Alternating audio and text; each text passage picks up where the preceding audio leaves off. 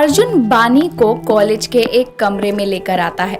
वहां आने के बाद अर्जुन बानी की आंखों से पट्टी हटाते हुए कहता है, ये था तुम्हारा सरप्राइज, कैसा लगा? वाओ अर्जुन, ये सब कितना सुंदर है। पर आज ना तो मेरा बर्थडे है ना कोई खास दिन, फिर ये सब किस खुशी में? अरे बेबी, ये तुम्हारा प्री बर्थडे सेलिब्रेशन है। कुछ दिनों में तुम 21 की हो जाओगी और फिर हम शादी कर लेंगे। तुम्हें बड़ा दीदी के 21 होने की पड़ी है, शादी तो 18 साल पूरे होने पर भी कर सकते हैं। ये विशाखा मेरे इरादों पर पानी फेरने का कोई मौका नहीं छोड़ती।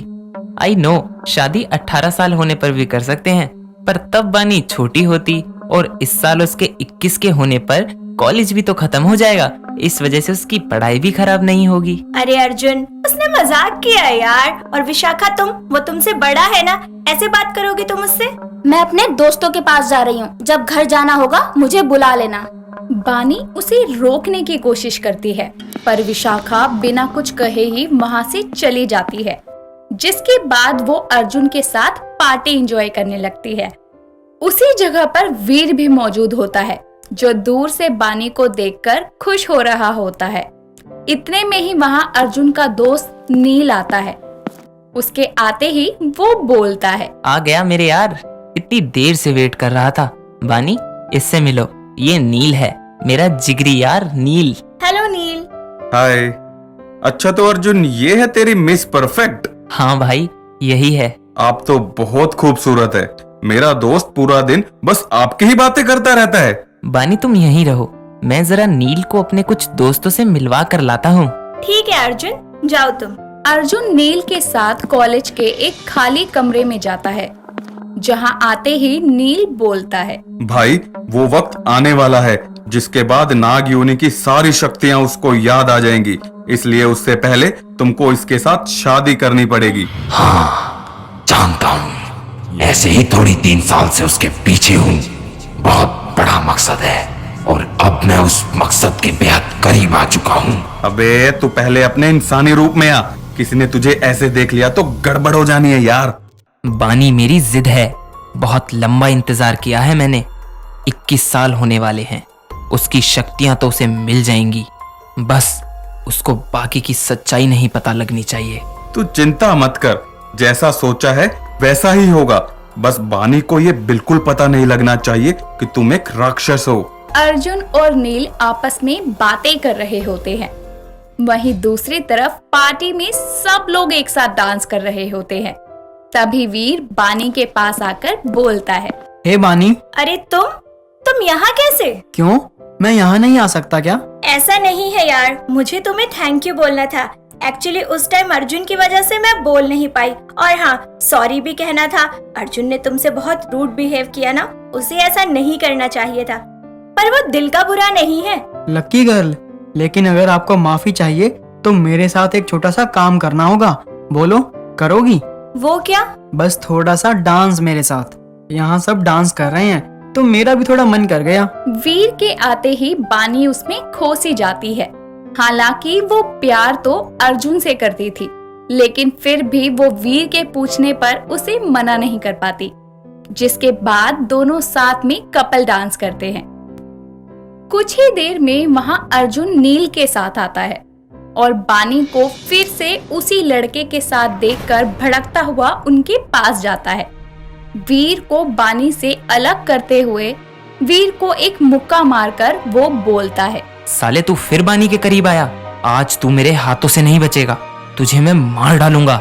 बानी और नील अर्जुन को रोकते हैं, जिसके बाद बानी वीर को उठाते हुए कहती है, तुम ठीक तो हो ना? अर्जुन, तुम पागल हो क्या? ना आ देखा ना ताव देखा, बस मारना शुरू कर दिया। अरे डांस ही तो कर रही थी। अर्जुन, खुद को संभाल, अगर इस वक्त बानी तेरे से गुस्सा होकर दूर चली गई तो इतने सालों का इंतजार मिट्टी में मिल जाएगा। ऐसा नहीं है बानी, तुम पर भरोसा है, लेकिन इस दुनिया के लोगों पर नहीं। ओ जस्ट शट अप। अगर प्यार करते हो तो अभी के अभी माफी मांगो इससे, वरना आज के बाद मैं तुमसे कभी नहीं मिलूंगी। बोल ले बानी, जितना बोलना है, शादी के बाद मुंह खोलने लायक नहीं छोड़ूंगा। ठीक है बानी, मैं माफी मांगने को तैयार हूँ। थैंक गॉड, इस अर्जुन ने आज दिमाग का इस्तेमाल किया और माफी मांगने के लिए तैयार हो गया। वरना आज तो सब कुछ बर्बाद हो जाता। अर्जुन वीर से माफी मांगता है, जिसके बाद वीर को उसके दोस्त वहाँ से ले जाते हैं और अर्जुन अपने अगले प्लान को अंजाम देता हुआ कहता है, बेबी, तुम्हारे कहने पर मैंने उस लड़के से माफी भी मांग ली। प्लीज अब तो गुस्सा मत रहो। अर्जुन, तुम कुछ भी करने से पहले सोचते क्यों नहीं हो? अगर उसे ज्यादा लग जाती तो? अच्छा बाबा, आज के बाद किसी पर भी हाथ नहीं उठाऊंगा, पक्का। अब तो मान जाओ। ठीक है, जाओ, माफ किया। तो अब चलें तुम्हारे घर? आज बाबा से भी मिलवा ही दो। क्या आज ही? हाँ, जब हमने शादी एक दूसरे से करनी है तो समय क्यों बर्बाद करना। ठीक है, मैं विशाखा को बुला लेती हूँ। बानी विशाखा को कॉल करके बुलाती है, जिसके बाद वो तीनों कार में बैठकर अपने घर आ जाते हैं। घर आते ही बानी अपने पिता को आवाज लगाते हुए बोलती है, पापा बाहर आओ, मैं और विशाखा आ गए। मधुकर घर में पूजा कर रहा होता है। तभी उसके कानों में बानी की आवाज पड़ती है, जिसके बाद वो बोलता है, आ गई मेरी बेटियां, ये आरती की थाल भी ले चलता हूँ। दोनों को भोलेनाथ के आशीर्वाद की बहुत जरूरत है। मधुकर आरती की थाल लेकर अपनी बेटियों के पास आ रहा होता है। इतने में ही अर्जुन के घर में कदम रखते ही आरती की थाल का रखा दिया बुझ जाता है। ये देखकर मधुकर बोलता है, दिया क्यों बुझ गया? ये तो अशुभ संकेत है। मेरी बेटियों पर कोई संकट तो नहीं आने वाला। हे भोलेनाथ, मेरी बानी और विशाखा की रक्षा करना। इतना कहकर मधुकर एक बार फिर से दिया जलाकर उनके पास आता है। वो अपनी बेटियों को आरती देता है, जिसके बाद उसकी नजर अर्जुन पर पड़ती है, जिसे देखकर वो बोलता है, ये कौन है बेटा? पापा, ये अर्जुन है। ये आपसे मिलना चाहता था तो हमारे साथ आ गया। अच्छा किया बेटा, लो आरती लो। मधुकर अर्जुन की तरफ आरती की थाल बढ़ाता है, लेकिन राक्षस होने की वजह से वो पवित्र अग्नि के पास नहीं आ सकता था। इसीलिए वो मधुकर को रोकते हुए बोलता है, रुक जाइए अंकल जी, मुझे आग से एलर्जी है। हल्की सी आग से मेरी पूरी बॉडी पर रैशेज हो जाते हैं। तुमने पहले तो कभी मुझे इस बारे में नहीं बताया।